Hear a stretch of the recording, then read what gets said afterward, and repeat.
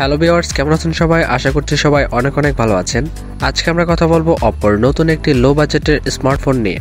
Recently Oppo ইন্দোনেশিয়ার বাজারে launch করে ফেলল অপ্পো A16 এই ফোনটি বাংলাদেশের মার্কেটে খুব শীঘ্রই আসতে যাচ্ছে।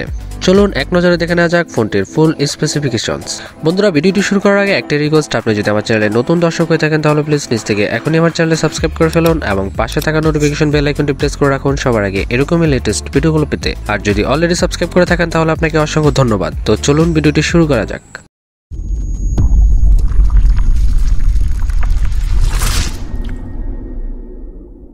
বন্ধুরা, আমরা কথা বলছিলাম অপ্পো A16 এই স্মার্টফোনটি নিয়ে।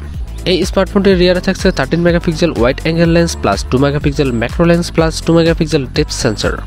এই ফোনটির ফ্রন্টে থাকছে 8 মেগাপিক্সেল ওয়াইড অ্যাঙ্গেল লেন্স।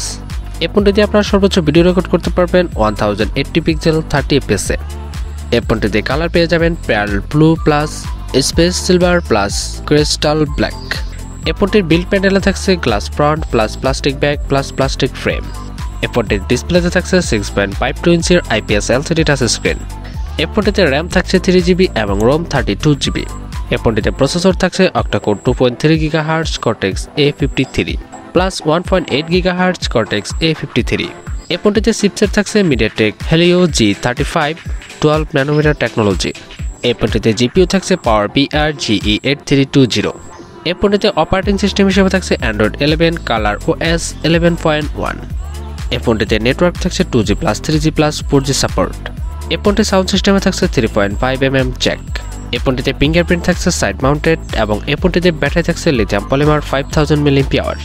এই ফোনটিতে চার্জিং হিসেবে থাকছে USB Type-C পোর্ট এবং 10 ওয়াটের ফাস্ট চার্জিং সুবিধা। এই ফোনটিতে ওয়েট থাকছে 190 গ্রামস। এই ফোনটির অফিসিয়াল প্রাইস বাংলাদেশের বাজারে ধারণা করা হচ্ছে 13,000 টাকার মধ্যে থাকবে। বন্ধুরা, চলুন এক নজরে দেখে নেওয়া যাক ফোনটির ভালো এবং খারাপ দিকগুলো। যদি ভালো দিক নিয়ে কথা বলি তাহলে প্রথমে ভালো লেগেছে এর অসাম ডিজাইন, যদিও এটা প্লাস্টিক বিল্ড। সেকেন্ড যেটা ভালো লেগেছে, ফোনটিতে 5000 mAh এর বিগ ব্যাটারি দেওয়া হয়েছে। এছাড়া বাকি সব অ্যাভারেজ মোটামুটি ঠিকঠাকই লেগেছে।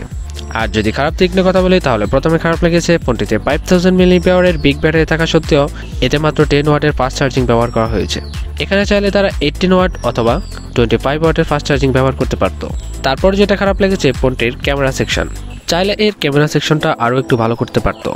এছাড়া দাম অনুযায়ী আমার কাছে সবকিছু অ্যাভারেজ লেগেছে। আপনাদের কাছে কেমন লেগেছে সেটা কমেন্ট সেকশনে জানাতে ভুলবেন না।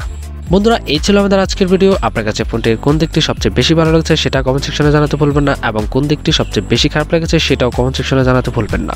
যদি ভিডিওটি ভালো লেগে থাকে তাহলে প্লিজ লাইক করতে ভুলবেন না এবং শেয়ার করে দিবেন আপনার বন্ধুদের মাঝে। ভিডিও শেষ করার আগে একটা রিকোয়েস্ট, আপনি যদি এখনও আমার চ্যানেলে সাবস্ক্রাইব না করে থাকেন তাহলে প্লিজ নিচ থেকে এখনই আমার চ্যানেলে সাবস্ক্রাইব করে ফেলুন এবং পাশে থাকা নোটিফিকেশন বেল আইকনটি প্রেস করে রাখুন সবার আগে এরকমই লেটেস্ট ভিডিওগুলো পেতে। তো বন্ধুরা, দেখা হচ্ছে পরবর্তী ভিডিওতে। সে পর্যন্ত সবাই ভালো থাকুন, সুস্থ থাকুন। আল্লাহ হাফেজ।